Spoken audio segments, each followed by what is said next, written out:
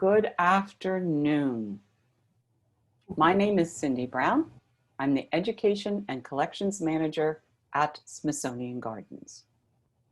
This is Let's Talk Gardens, a weekly webinar series where we address questions and issues and concerns around gardening. So today we have a very special guest that's going to talk about selecting and planting fall bulbs. But before we do that, I want to welcome you back to Smithsonian Gardens. The gardens are open again. We have been, the gates to the Enid A. Haupt Garden have been closed up to now, but we were lucky enough to open up again on Monday. So if you are in the area, we welcome you to come back down and visit our beautiful gardens. The horticulturists have been working very hard to make the gardens absolutely stunning, and they are. So if you need a bit of respite, please come down and walk around the gardens. If not, we have virtual tours on our website that you can visit that way too. So you can see what we're doing for some of the gardens on virtual tours. And we'll be adding more virtual tours every week as we go along through the season. But as I was saying, we have housekeeping rules. So we don't want you to raise your hand. We want you to actually put your questions in the chat box, which is a feature on the side.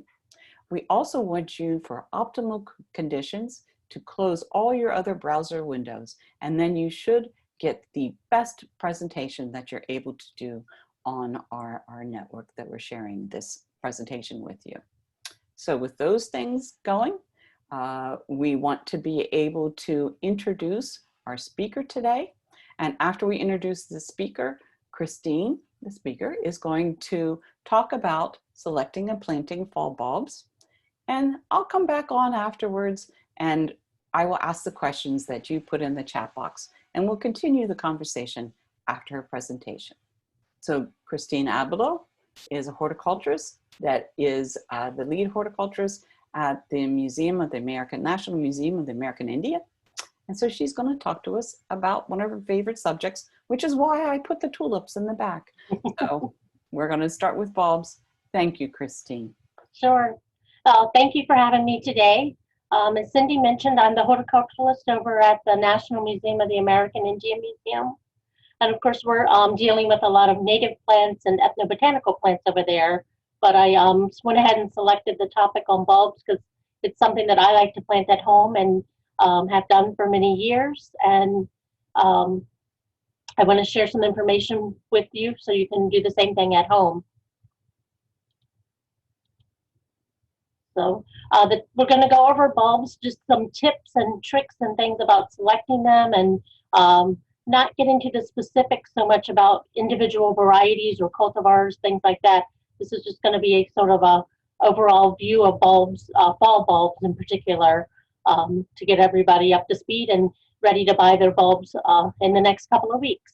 So, and when I use the term bulbs, particularly fall bulbs, I'm using it kind of loosely because there are just a few that are true bulb species, but a lot of the plants and spring ephemerals and things that we grow are not bulbs, but they're corms, rhizomes, tubers, and similar. So they kind of get lumped all together when we categorize bulbs. So it's not just the tulips and alliums that we're going to talk about today. We're going to talk about general fall bulbs. And in case you were wondering, what categorizes a bulb is it's actually the true bulbs. It's actually the entire plant inside the bulb. It has a baby flower in there that's waiting to sprout and bloom in the springtime, where some of the other things like the rhizomes and tubers, they are storage stems that are underground, but they actually have roots on them and grow from the ground up. They don't actually contain all of the plant in the mechanism like a bulb does. As I was looking for images for the presentation today, I found this one. It was actually part of an exhibit we did, patios, pools in the American backyard, but I thought it was interesting. This was Better Homes and Gardens 1953. where they showed the little girl out there with the hyacinth bulbs, it looks like, around the chair, and then the tulips scattered throughout the patio area there, kind of promoting people to beautify and maintain their lawns and their gardens. And that's still something we strive to do today, but people have been doing it for hundreds of years. So, I want to go over just what, as I mentioned, there's a whole loose category of bulbs that we consider when we think of fall bulbs. There are the four major ones. They call them the big four, the top four, which are your tulips, daffodils, crocus, and hyacinths. Those are the most readily available on the market. You can get those in retail places and online and places like that. You see them all around, blooming in a lot of the public gardens and spaces and businesses and things. But it also includes things like alliums, grape hyacinths, skillia, snowdrops, and a few others, even some natives. I know, as I mentioned, I work with native plants mainly, and people were always wondering, are there any native bulbs? There are a couple native bulbs, but there's also some spring ephemerals that are sort of loosely categorized in with our bulbs. This picture here was actually taken at the Philadelphia Flower Show. I thought it was interesting as I was kind of gathering images up, because in the one shot here, it shows so many of the different bulbs that I just now mentioned, and things that we don't even think about that are corms or rhizomes that we plant all the time in our gardens. For instance, the liatris in the far corner, or some regular lilies that grow in the summertime. Now, they're not necessarily fall bulbs, but it also includes tulips in this picture, and daffodils, and hyacinths, and a few others, alliums, and things like that in this one little swath of display at the Philadelphia Flower Show. And the loose bulbs, if you look closely, they sort of scattered some bulbs in the corner of the picture as well there. So, these pictures were taken at the Smithsonian.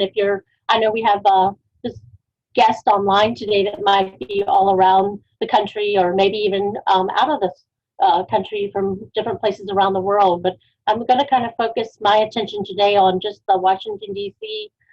Area, Zone 7, some of the bulbs that we grow. But of course, these are bulbs that would grow further north. They just may not be winter hardy, perennializing, and they would grow further south if they're chilled.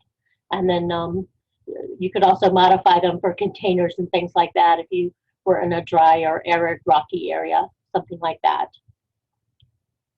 So this one is actually at the Herschel, and it's got some of the giant alliums in there, which are very trendy right now. There's a lot of different varieties of alliums on the market, just kind of giving people some ideas. And then irises are actually a rhizome, but they're oftentimes planted in the fall with our bulbs, which are the two lower slides there. So, as I mentioned, I work with native plants. These images were taken at the American Indian Museum in the springtime where I work, and I categorize these as really spring ephemerals, because they are perennial. They come back year after year. They bloom early in the season. They've naturalized over the years. The museum's actually been open since 2004. 2004. So what is that? About 16 years now. They've spread a lot. It's often the foliage fades away and they get hidden by the perennials that sort of take over later in the season, which is a great way to kind of disguise some of the bulbs and ephemerals that we grow. But this image here has a mayapple in it. At the top, it's got the trillium, the little white triangle-shaped flower on the side there. It's got claytonia and bluebells, which some people do plant in the fall when you plant your tulips and daffodils and things like that. And the great thing about these, some of our native ephemerals or bulb-related plants, is they do well in shade. They actually come out and bloom and finish their whole life cycle before our deciduous trees shade them out, and it really gets dense shade. So you can grow these if you have a shady area as well. One of the questions we get a lot when we're planting our bulbs in some of the other gardens and even at my museum is, why are these fall bulbs? A lot of times people see them blooming in the springtime, but they don't realize that it's too late to plant them. Um, we can't plant them in April when they're blooming, just some that have been forced, that they actually have to plant these bulbs in the fall. The time to plant them is now, actually a couple weeks from now, like after Labor Day, the middle of September through like the middle of November. You want to plant them depending on where you live before the ground freezes. And sometimes, I mean, last year we had such a mild winter, our ground probably didn't freeze all year, but it was cool. You want to plant them uh, not where the bulbs will get confused and think it's cool and then it's warm. So you want to plant them a little bit later so that they do get that chilling time period on them. And the time to buy the bulbs is now.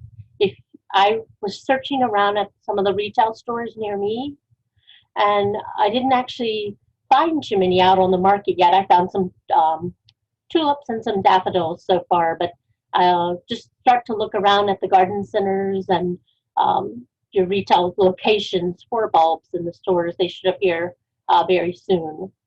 The reason that you want to get the bulbs now and then plant them in the next couple of weeks is these bulbs need a chilling period. As I mentioned before, all the growing, everything the plant needs is inside the little bulb or inside the corm there. It just needs to be chilled, and then it sort of triggers a chemical reaction with the bulbs and the plants that when the days get longer and the soil starts to warm up, that it's time for them to sprout and then bloom shortly after that. And if one of the reasons we plant them now, and if you're not successful with the bulbs, it could be because the roots did not develop on the bulbs properly. You need to plant them early enough to where the roots can grow and anchor the bulbs into the ground and start to take up water and nutrients and all in time for the plant to sort of get the benefits of it in the fall. It sort of stores up the reserves that it needs to then bloom in the springtime.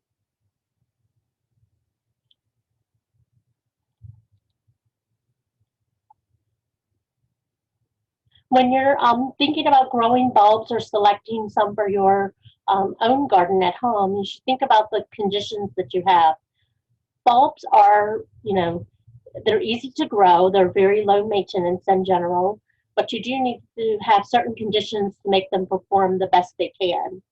So you want to make sure that you're putting them in loose, moist, well-drained soil. They do not like to stand in water. So a lot of times if you plant them, they might do well the first season, but then by the second season and on, they're kind of fizzling out. It's because some of the bulbs might rot. They may be staying too wet and just not having a successful plant that way. So, and as I mentioned before, you could have sun or shade location for them. There are some that do better in shade than others, but because their trees are not leafed out at the time these bulbs are blooming, you can still grow them in shade. And fertilizer, you want to, if your soil is poor, you want to make sure that you fertilize your bulbs. You can do it at the planting time or after you plant them. And if they're in the ground already growing year after year, you want to make sure you fertilize them in the early spring. And then you could do it again in the fall when they're starting to store up the reserves for the next year after they bloom. And spacing, one of the best things you can do for the bulbs, especially larger ones, like alliums, for instance, or fritillarias, those are large plants and they do need space between them. They need room to grow, room for the foliage, and then just kind of space them out so you can actually see the bulbs better. Not to say you can't plant these in a small space or containers or something like that, but you just want to be cognizant of the fact that they do need room to grow. And you can see from the picture, the lower one with the orange tulips in it, I mean, they're evenly spaced throughout the bed, but they look scattered throughout it. It's repeated throughout the bed, and they're not really touching or anything, but it's enough to give you the effect of it.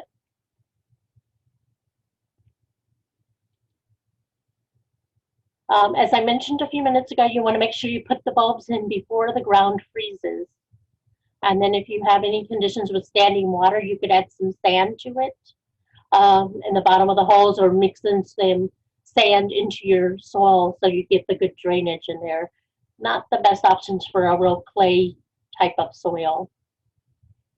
If you're, depending on the style of your garden and what appeals to you the most, you may like naturalized plantings where you just sort of group the bulbs up loosely, scatter them around, or if you're in a more formal setting, like for instance our parterre garden, where they're equally spaced and measured and planted so you get a uniform effect. So it really depends on your personal preference and maybe how the rest of your landscape looks. If you're going to do a naturalized kind of border mixed in with perennials and things like that, or if you want to do something more formal.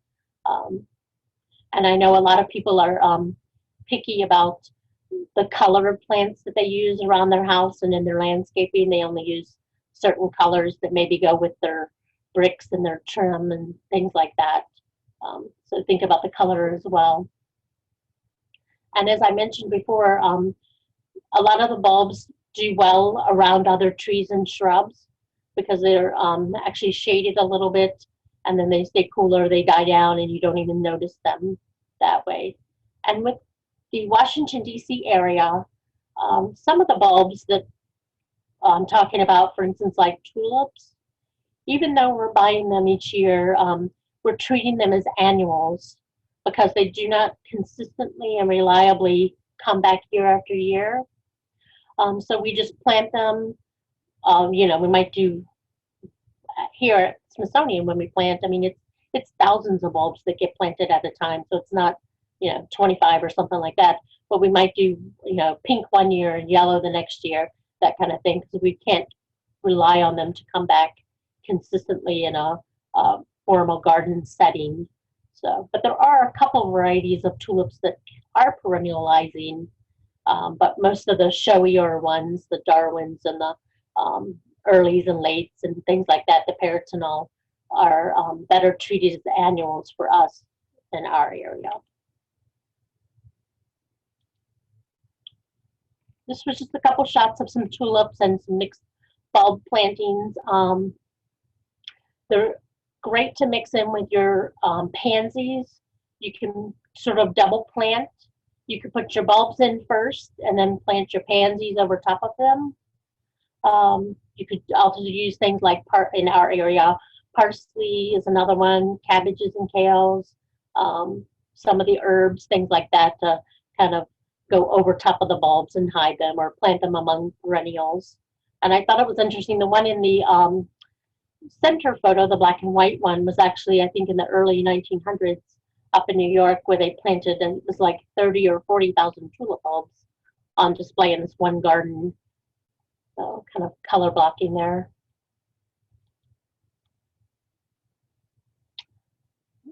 Every year, when after the flowers bloom, the tulips, especially in the daffodils, we get a lot of questions about the maintenance of them and the care, and should people cut back the foliage on their bulbs. And you should not cut the foliage back on daffodils and tulips until it starts to brown out and yellowing. That means all the reserves and the energy it has absorbed back down into the bulbs themselves. If you cut off the foliage too early, you could cause the bulbs to not be able to come back well the following year, and they sort of bloom less and all each year after that.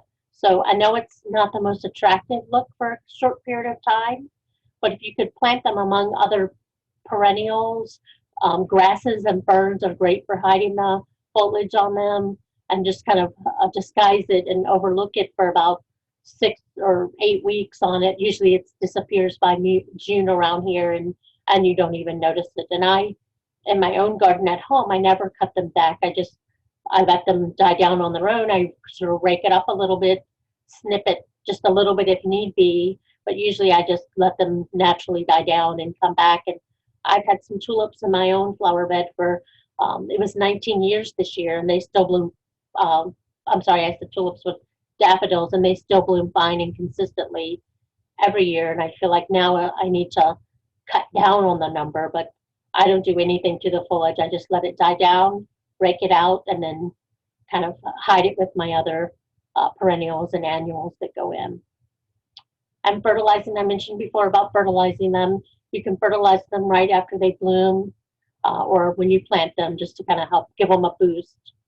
If you have perennializing plants, like some of our daffodils will do this, snowdrops will, things like that, and you want to divide them, thin them out, you can do it after they bloom, and when it dies down, just divide out the clumps and then replant them.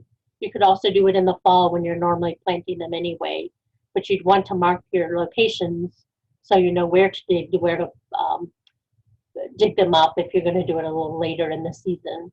But yeah, you can dig them up and they just separate. You'll see baby bulbs and baby corms forming off the old bulbs, and you just want to break those up and then scatter them around to have more. It's also a good idea if they're not calling for rain, or if it's hot or dry when you're planting them, to go ahead and give the bulbs a little drink of water after you plant them.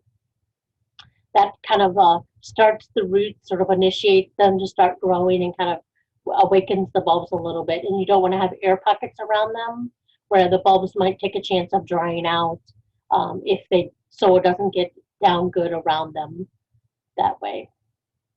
And the all-important critters. Everybody always wonders about what do you do to protect the bulbs from critters and animals. And I say critters, I mean like squirrels and chipmunks and things like that sort of want to come in there, dig up the bulbs and move them around or eat them, things like that. So there are some times when we might put a little mesh wire cage around them, making like a little hut you could put over top of the bulbs. It would allow, if you use like a hardware cloth mesh, it would allow the bulbs to, the foliage to sprout up through the mesh, but still kind of keep the critters off of it. Some people want to spray the bulbs. They have products out there on the market to keep squirrels away from the bulbs. They're like hot pepper products and things like that. But that's a repeat application because it's, of course, going to wash off and wear off. So I think the fencing, netting, or something like that is a better option. You could also plant the bulbs deeper so that it's harder for them to dig them up or pull them out the ground to eat, things like that.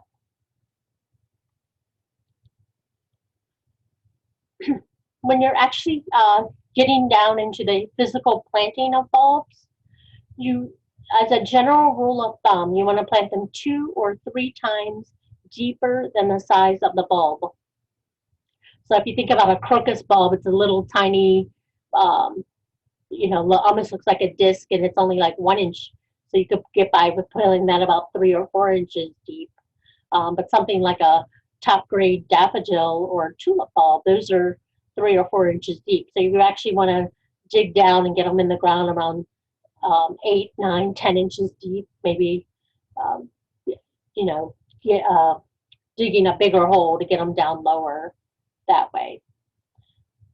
So what I like to do, there are lots of tools and gadgets on the market out there you can buy for planting. They have, you know, of course, our soil knives, regular knife that we use for digging soil is one if you just have a few to plant. There's a bulb planter that looks like a tube with sort of a irregular end on it that sort of cuts into the soil and lifts out a plug. There's one that's on a stand that you step on and pull out, and those are okay if you have good loose soil. At my beds at home, usually I'm planting a lot of bulbs at a time, so I just use a shovel. I dig a bigger hole, I drop, you know, a couple of bulbs in there so they're like little groupings and they're not individual bulbs that way. Just planting them in that way. If you're doing something more formal where you want just one bulb in a hole and kind of a more direct pattern, something like that, the auger works well. It's a handheld device. It looks like an oversized drill bit on it that you can drill down a hole, but the hole is made for one bulb, one hyacinth or one bulb, daffodil or tulip.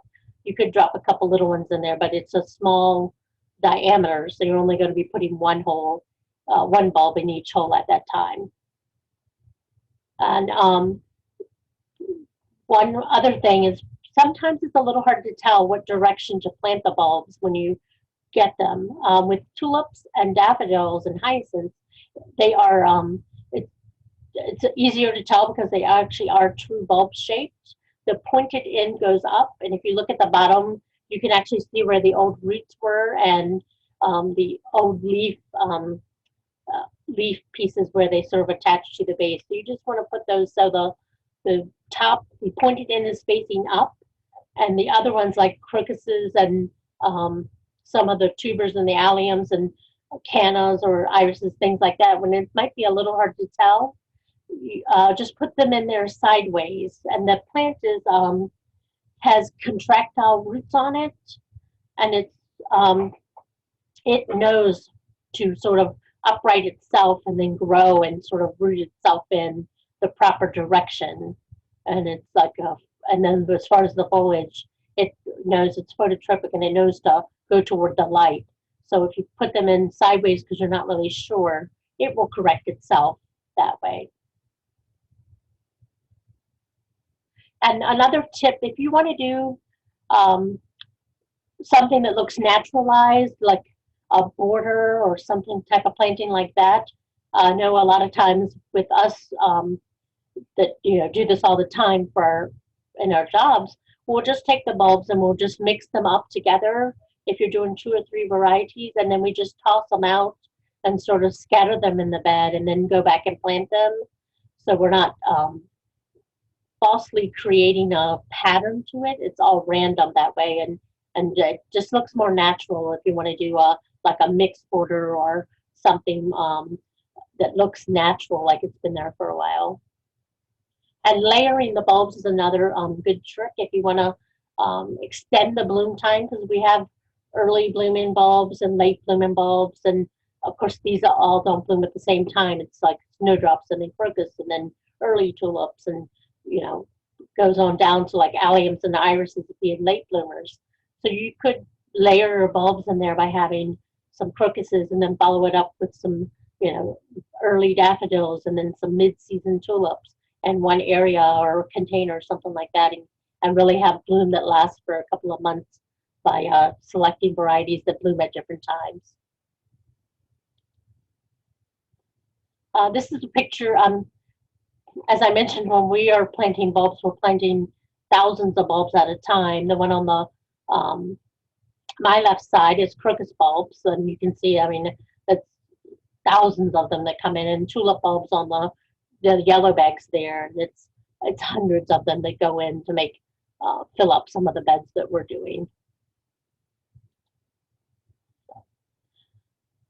You can grow bulbs in containers. I think some of the tulips, daffodils, crocuses, and hyacinths work really well in containers. This one happens to be for a forced indoor planting, but you could use large clay pots out in your garden, put your bulbs in there, layer them in lots of different varieties of bulbs, cover them up with soil, and then use shallow rooted annuals like pansies and herbs and things like that over top of them, and have nice patio displays. Just make sure you have drainage holes in the bottom of the pot so it doesn't have standing water in it. And then if you're going to keep these in there year after year, like your daffodils, and you want to make sure that you're fertilizing them, because there's only a limited amount of soil and nutrients available in a container. So you do have to regularly give them a boost to keep blooming. And they make like bulb tone or blood meal, the bone meal. Those are all organic and good fertilizers for bulbs. If you're into gardening and have the space, you could also do some forced bulbs. These bulbs were at the Kogard Courtyard, the one with the apricot colored bulbs. We actually put the bulbs in our floral cooler. We chill them down for about 6 or 8 weeks and then pop them up. In the previous picture you could see, and then when they get ready to bloom, transplant them into the display in the courtyard. And the other photo is forced bulbs at Philadelphia Flower Show, which they've got all different varieties that they forced out. So you just want to make sure you chill them. Don't freeze them, just chill them. Keep them dry so they don't mold, and you can put them in a paper bag, something like that, and keep them dark so they don't sprout early, and then pop them up and move them out that way. So in your vegetable bin is the appropriate temperature, around 40 degrees, something like that, no more than 45 for them. So I'm just going to quickly, I think I'm almost running out of time, but I'm going to quickly run through these last couple slides and show you some of the actual individual bulbs that you might see on the market and that you could grow that might be a little different, or just kind of familiarize everyone with them real quick. These are snowdrops. They got their name because they actually bloom very early in the season. They are white, sort of downward facing bulbs. They're very short. They're only about 6 to 9 inches tall. They are great to put in woodland areas that you want to naturalize or kind of let them spread. They do multiply and form drifts and kind of groupings on their own. There are some people that are really into galanthus or snowdrops. There's a society just for people who want to deal with snowdrops. There's a tulip society, a daffodil society. So people are really into bulbs, but I know the first time I saw someone hunting snowdrop blooms, they had a mirror and they were looking under the flowers with this like selfie stick mirror and all excited about the bloom on them. So it was just funny to see how excited people could get about these little tiny bulbs growing out there. And they're galanthus or snowdrops if you're looking for them. Crocuses, the spring crocuses, they come in usually shades of purple, white, yellow are the main colors for them. There's a kind of a mottled one on the top and a purple one down below. They are small. They're only about around 6 to 8 inches tall, maybe 9 or less than a foot tall. So you just want to make sure that you group them together because it is such a small bulb and such a small flower. It might get lost if you don't plant them in groupings. They are also good for containers, and they are second bloomers right after the snowdrops. You usually find the crocus blooming in the Washington, D.C. area. This is a picture of the National Museum of African American History and Culture. They've got some crocus bulbs they planted over there in the lawn area. Plant them in the fall and let them bloom in the spring. It's supposed to give the effect of water over there. You just want to make sure if you're going to plant any of the smaller bulbs in your lawn that you avoid using herbicides on them. You delay cutting the grass so you get the reserves going back down into the bulbs before you actually cut the foliage off. That you water them if it's a dry area, and try to avoid having foot traffic in there before the bulbs come up in the early spring. And you may have to replant them in your lawn too, just kind of replenish them, sections or all of them each year, which is what we've been doing at Namak. Of course, the tulips are kind of what everyone thinks about when they think of spring, and the beautiful colors and all the range of varieties that they have on the market nowadays. I think I will say in general, and especially with tulips and daffodils, for the price, it's a bargain. They bloom so beautifully, and you get them for a cheap price, relatively cheap, but the larger, more rare bulbs are expensive, and they used to be very pricey, and they had like a special market on them, but now they're readily available and cheaper. I'm in the dark here. Let me, the light went off in the room here. I'm gonna have to wiggle my hand over here to get the light back on real quick.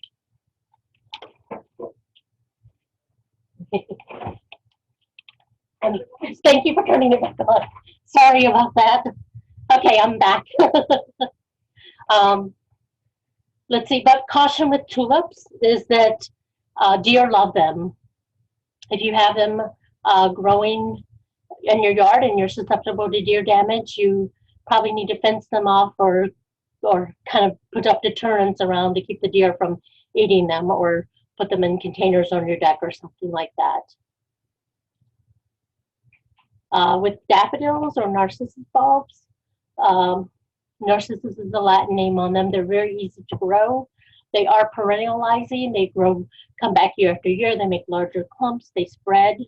And there are lots of varieties out on the market. I think there's like 12 different classifications for them, from early bloomers to ones that bloom very short ones, miniatures, to doubles and things like that.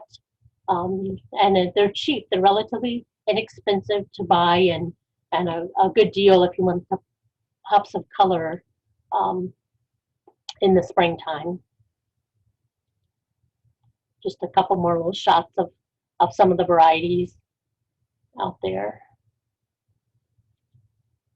Hyacinth bulbs are perennializing. They come in shades of lavender, pink, white, and a little creamy yellow color. People either love the fragrance or they don't like it. It's a very strong scent. It's heavily fragrant. But in the outdoor landscape, that sort of dissipates, but having it indoors can be a little overwhelming for some people. Maybe that fragrance is what keeps deer away, because deer don't tend to eat the hyacinths either. Let's see, we kind of covered all these things, just about color and cost, and then planting them with perennials and fertilizing and mass plantings and all. So, and as far as purchasing bulbs, I'm almost running over. You can buy them online. Looking online now, you'll see lots of bulb companies on there. I can't really think of any specifically, but I will say the more money you spend on the bulbs, usually the bigger they are, the better quality they are. So if you see the really cheap ones and stuff like that, they may be a lower size when they're graded out. So if you can get more bang for the buck by just spend a little bit more on the bulbs and make sure you get top quality sizes. And the garden centers have them. They'll have them very soon. A lot of neighborhoods and plant clubs and groups and things like that have plant sales. They'll sell bulbs there, and big box retailers have them as well. And if you're visiting any of the public gardens that have gift shops, they usually sell some specialty ones there that are a little more unusual than you might find just in a regular retail setting. And this list is really directed for people on the East Coast and in the Washington, D.C. area. But if you're looking for some great places to observe bulbs in next spring, of course, we do a lot of bulbs here at Smithsonian Gardens, throughout all the museums. Chanticleer has a large bulb display each year. Longwood Gardens is well known for their tulip displays. Philadelphia Flower Show in early March always has a great display of lots of different varieties and companies displaying their bulbs and selling great bulbs there too. We have local flower shows and home and garden shows that happen where you can see them or buy them. Winterthur has a great spring bank walkway where they have a succession of bloom of all different types of bulbs in a very naturalized setting. The embassy here in DC for Netherlands has tulip days where they open up and have large, mainly cut flower displays of tulips. And then here in the Washington, DC area, we are in a group of all public gardens. There's like, 10 or 12 different gardens in the Washington, D.C. area. And usually all of them have some types of bulb displays going on. So and that's my last slide, but we do have a couple minutes left for photos, for questions, sorry. That's great. Thank you, Christine. It's Cindy back again, but boy, do we have questions. Oh, no. So I want people to know that if we don't get a chance to answer them during this presentation, we will answer them in our question and answer resource page that we always post along with the video, and that will be coming up next week. But to find out what's the most important, I think I know what the most important thing is, but I created a poll. So you can now vote, you attendees, to see what you're most concerned with the bulbs. So here's my questions. And so you can choose multiple, but let's see what they really want us to talk about even more. I think I know what the answer is going to be, but let's see what the biggest questions are. We've got a couple that are... we've got 34, 35%. I'm going to let it get up to about 70%, and then I'll end the poll, and then we can go ahead and answer these questions. But yeah, it's coming out just about the way I thought it would, or what our question is going to be. So that's great. All right, we're up to 66 and 70. All right, I'm going to end the poll right there. And I'm going to share the results so everybody see well, actually the biggest one isn't what I thought it was going to be. The right spot. The right spot in the garden for the bulbs. So I would say though that finding the right spot in the bulbs, and what do we do to make the critters not eat them? So those are two of the biggest questions that we have. So I'm going to end this. I did share the results, so we're going to end it. Okay, so what do you think? What's the best place to put the bulbs in? I think you want to look for a spot that, if you have it, has good sunlight there, and also the soil, without having to amid the soil, and just look for a spot that has good drainage. You don't want to have standing water. That will definitely rot the bulbs. But if you have a good sunny or partially sunny location, that's probably the best key for you to focus in on with that. If you have deciduous trees, they're going to be blooming before they leaf out, so you can get by with a little bit of shade cover. But I think the water, standing water, would be the factor to avoid any sort of heavy soil or anywhere you know that's wet, for things like tulips and daffodils and hyacinths and crocus, just to keep them from rotting. Mm-hmm. There's a couple of things I wanted to add to that. So when you're thinking about, you recommended to add sand to the soil, and that will give better drainage. Something I found that works both to help keep the critters away from the bulbs and to help with drainage is using a product called chicken grit or turkey grit. And it's just very, very fine gravel. And they don't like to have that gravel in between their teeth. So if you dig the big hole like you were talking about to plant your bulbs in, if you put the chicken grit or turkey grit, which you can find at most farm stores or agriculture stores, then you plant that amongst it. That really does help keep the critters away from the bulbs. Not the flowers, but it keeps the critters away from the bulbs, which really helps. And then for where you want to choose, there was a question, and I have fought with this for years. I overplant my garden every year. And so I put my bulbs in, and then I want to cover that foliage. So I want to put annuals on top of it. How do I remember where those bulbs were if I don't get to them right away? What's the best way to do that? I know this sounds a little bit hokey, but I know years ago when I was first beginning gardening and wondering about the same thing, like how people marking their spots and stuff like that, a lady that I worked with, she used to put out a little stake around it, and she would either paint it or tie the color on there of the particular item. Let's just say it was purple hyacinths. She would write it on there, and then she would either paint a little purple on there or tie purple on there, especially if she wanted to transplant it or divide them or anything like that. Then she could remember that it was a purple if you're real picky about the coloring and arrangement in that regard. So you can put out some little markers or stakes kind of labeling them. Photographs nowadays would help too. I mean, everybody's got an iPhone. Snap up some photos, kind of some triangulate a few rough measurements on it just to kind of give you an idea. And in my own garden, I mean, they've spread so much, the daffodils, that when I dig holes and plant my stuff, I'm always kind of chopping into them, and I just put them back in the ground and just kind of move them around that way. That'd be great. Hey, let's stop the screen share and let's just get so we can see you and how you're doing a little bit better. That would be great. So hit stop? Yep. You can hit stop and it'll go to it, which is great. So we have, along those lines, what happens if you bought some bulbs and you're digging them up you're getting ready to plant them in the fall and you dig up some that you've already had in the ground? Do you have any advice for what you should do? You can just replant the ones that you dig up. You could separate them, divide them out a little bit, and just replant them in the ground. It's fine at that time to replant them. Yeah, when Cindy said she had a problem with too many plants, I have a problem with buying too many and not getting them in the ground fast enough. Is my issue. So I tend to buy a lot, and then it's later and later in the season when I'm planting mine. But I plant them as long as the ground's not frozen, I'm still planting them. So Yeah. Okay, so the second number one question is, what do we do? What can we plant that the deer aren't going to eat, or the voles aren't going to eat, or the squirrels aren't going to eat, or chipmunks, or whatever? What do you do? well, daffodils, most of the critters avoid them because they're poisonous to them. They avoid hyacinth bulbs. There's a irritant to the hyacinth bulbs as well. And usually crocuses are kind of critter proof, and fritillaria, which is a little bit later, more of a summer bloomer, is a critter proof one, supposedly.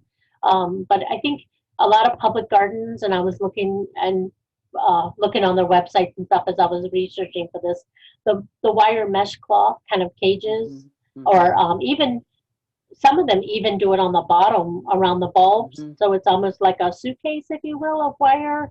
They Mm-hmm. put it on the bottom, plant the bulbs, and then put it on the top so they can't dig up the bulbs. That doesn't necessarily stop them eating the foliage or the flowers, but it protects the bulbs that way. Yeah, that's true. I've seen big wire suitcases. Yes. You can dig up a big hole, put them in. You don't want one suitcase for each little bulb unless that's Right. I should have said big, yes. Yeah. And you also mentioned the chilling period, and there were a couple questions that fell along those lines. So the chilling period is the period of vernalization. So how do you know how long of a chilling period a bulb needs so that it'll bloom the following year? The bulb knows. You don't have to be an expert and you don't have to know this. The bulb reacts to the daylight and the soil temperatures and starts to grow on its own and knows when to bloom. If we have mixed up weather, like in DC, sometimes we'll have hot, a little bit warmer days and then cold nights and things like that. And you might get nervous thinking that the bulbs are poking up too early. They know they hold back or they bloom, and it always seems like they bloom right on time, and they consistently come up as a group and all. So if you see tips poking up early and think they're going to get napped by the cold, usually it's the bulbs are self-correcting, and they know they when to pop up by the temperatures and the daylight hours that they receive. Mm-hmm. And if you're trying to force them, what I found is the early blooming bulbs need the shortest amount of vernalization, where the later blooming bulbs need the longer period of vernalization. So if you're going to think about putting things in a container and chilling them in the refrigerator, which is what we did for the bulbs at the Kogod Courtyard, you want to look to make sure, or these crocuses, well, they have a shorter time that they need to be vernalized. If they're late blooming tulips, they have a longer time. And usually that information is available on the sheets when you buy the bulbs to be able to plant them. So, and the other thing is when you're thinking about vernalization, if you're in well, both. If you're in an area that it's hotter and you want to chill them, what do you do? And then if you're in an area that's cooler and you want to grow the bulbs in a container, how do you get them to bloom? Because you don't want them to freeze over the winter. So hot weather first. Hot weather, yeah. Think about, how are you going to chill these bulbs? Do you put them in a container with soil, or? Most people probably don't have the space to put the bulbs in there as a whole unit. So you can just chill the bulbs individually and then plant them into the container, keeping it out of the direct sunlight, kind of in a protected location as they start to grow, and keep them a little cooler as they're growing on, and then put them out like in their final location when they're close to blooming. Because and the containers could be heavy. I mean, because you're going to want to use a fairly large size pot planting something like that in. You can also force them like hyacinths and water in vases, and do your paper whites or something like that in a tray with pea gravel and all. But it does get heavy. So if you're going to do a lot, you may be better off to chill the bulbs separately, pot them up, grow them in a protected spot, and then move them out as they're closer to being done. I agree. I think that's one of the best ways to do it. If you have a container, especially if it's not a real thick or a big container that has a lot of soil around it, put it in some individual plastic containers, bury them part way, cover them up if you have problems with critters that are going to eat them. And then when you start to see them sprout, go ahead, take up the whole pot, put them in the bigger container that you have on display. And that will help anybody that's up in the northeast, the far northeast corner, or any place that it's really cold. So, because you don't want them to freeze in your decorative container in the wintertime. It has a problem with freezing and thawing is what I found with bulbs more than anything else. And somebody wanted to make sure that you mention, what do you do with your daffodil foliage?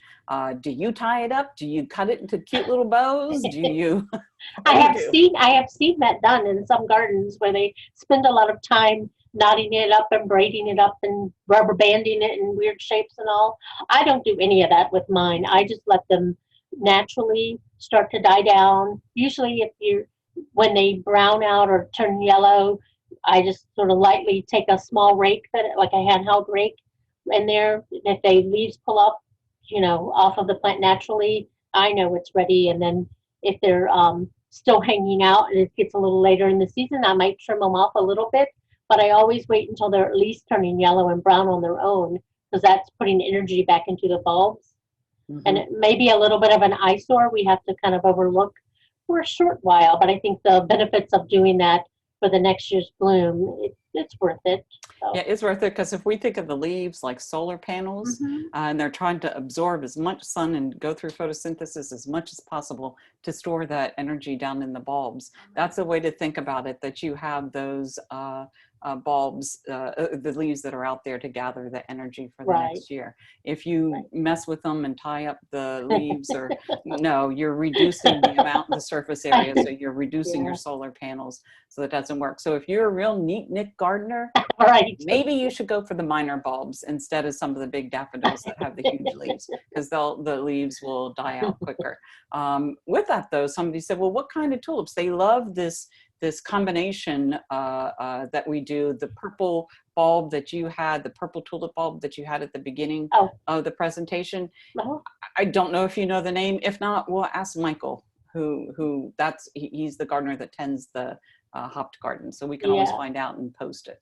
Yeah, I don't know the name, because there were 2 or 3 that had purple tulips in them. But when you look at the catalogs, like I got one in the mail the other day, they come in all ranges of color. To think about the height, because there's, aside from all different colors, there's all different heights and there's all different bloom times. And it really depends on if you want early, or you just want red tulips. You could do early, mid, and late and have extended red bloom that way, or something along those lines. Or if you like, with tulip varieties, there's parrot tulips that look like feathery on the edges. There's, the Kaufman tulips that are more perennializing and have a different shape to them as well. There's lily flowered tulips. There's the green tulips. So they all look a little bit different. It really depends on what you're going for. But I think the Darwin hybrids are probably the most colorful ones and have the most variety of colors and everybody wants the deepest purple one that's almost black, or the pure white, and different ones. So I think when you get into like the Darwins and just some of the single earlies, mids, and lates, is when you get the pure colors.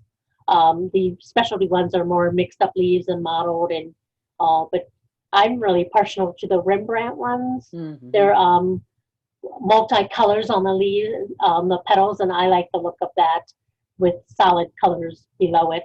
But that's just, but I also do enjoy the straight colors of tulips as well. And my favorite to plant are the species tulips. So they're the little tulips that some of them have variegated leaves. They're very colorful as well.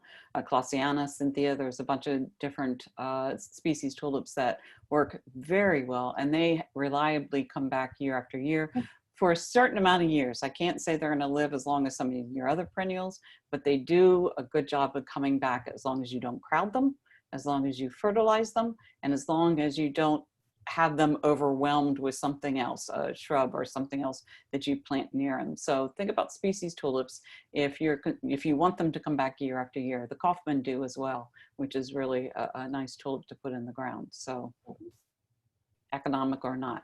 So one question that just popped up is, when you're planting all these together, if you're layering the bulbs so that you have crocuses come up first and then tulips and everything else, do you just do it in layers? You dig a big hole and you do it in layers? Yeah, you want to put of course, you want to put the largest and late bloomers at the bottom of the hole, and then have your smaller ones up at the top, or the containers are really easy for layering them. Mm-hmm. And you want to make sure, because something like a crocus bulb is very small compared to, a top of the line, top grade tulip or daffodil bulb. So you do want to make sure you are, or like a snowdrop or something that's so small. So you want to put the smaller bulbs at the top, and you want to make sure the later ones are planted lower down as well. Mm-hmm. Yeah, alliums too. That's another one. People, Mm-hmm. they're expensive. So which ones do you pick, and then how do you make them reliably come back, at least for several years in a row? Yeah, in my own yard, I've got a few alliums, but they come back, but it's not so reliable. But I am in a colder environment, and a little colder than we are here in DC. But you could just make sure when you plant them um, consistently, and then you also could mulch them a little bit over top of them just to keep them a little bit warmer. That way, I like the larger, like the Globe Masters and Mm-hmm. the Gladiators and stuff like that. The really giant, big balls, purple ones. But probably the smaller ones are probably a little more consistent when they're little blooms coming up and all than the large ones. But they do make a nice statement in the landscape. They do, but that's another one that you have to take effort to dig it deep, Deep. Mm-hmm. plant them deep, because that's going to make a real difference in how reliably they come back year after year. And fertilizing them as well seems to help out quite a bit. Um, so far, mine have not been touched by deer. How about yours for the alliums? No, the deer don't bother them, and I have deer all over my yard. But I just they haven't they come back, but they're not like robust, the ones in my yard. Mm-hmm. So, and if you're planting bulbs, and when Cindy said plant them deep, if you plant the bulbs too shallow, they will adjust down with their roots. Now, I'm not saying plant them 1 inch deep and hope it goes 9 inches down, but if you planted it like in the middle range, 6 or 7 inches, and it needed to go down further, the bulb, it's okay, it will go down, the roots will go down on its own. And if it got mulched over, it wouldn't be making it too deep at that point. It would just be protecting a little bit from the cold. That's good advice, because that was another question. How do you know? If it says plant 6 inches deep, is it the bottom that has to be 6 inches below the surface, or does it need 6 inches of soil above it? So it sounds like they take care of it themselves. Right. And a lot of the shovels have measurements on them too. Our hand trowels and our soil knives do. So we're actually, sometimes when we're laying the bulbs out, we're using that as we're planting them for spacing them, and checking the depth when we're planting ours that way. That's good. Now, this is something I haven't ever tried before. So say you buy a hyacinth that's been forced and you're growing it in one of those pretty little bulb vases that they have available. Can you then take that hyacinth and plant it in the ground when it's done blooming? Will it come back? Do you need to do anything special to it? I saw a little bit of that online as I was looking up some information for this lecture, and it said you could take potted bulbs and then let them go through their cycle of bloom, and when they start to die down, then you could plant them again in your yard. It doesn't mean they're, depending on what you get, sometimes they may not be hardy in your location, especially some of the forced stuff like that, but some of the perennializing ones, it said you could then transplant them in your yard. Yeah, because paperwhites I couldn't replant because they want someplace warmer to be able to grow. So one last question. How about fritillarias? We haven't talked too much about them. I love them. So I don't know if you've grown them and what experience you've had with them. Any secrets to growing them? I actually don't have any in my yard at home, and I really don't think I've grown any on my own. So. Okay. I do know that they like very well drained soil. So that's one that if you have a soil that is not well drained, make sure you take care of that first. So pick an area that's not moist at all. And then if you integrate some of that chicken grit or turkey grit into that, it really does seem to help. A lot of the fritillarias are from the Persia Turkey area. So that's areas that are very well drained.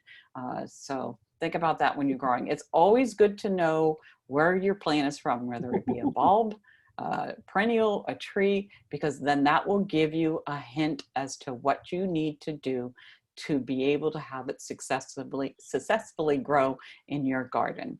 So yeah, I had that in my notes and I forgot to mention it as I was going through them, but most of the bulbs were from Asia or Middle Eastern regions and things like that that we discussed today. So okay, and if there's more, and I know there's more questions that were asked, Christine will answer them in her resource page. I can't talk today, and that will be available on the website. But with that, thank you for joining us for Let's Talk Gardens. Thank you, Christine, for a delightful presentation. We all know more about bulbs now than we did when we joined you. So thanks, and we'll see you next week. All right. Bye-bye. Thank you. Thank you.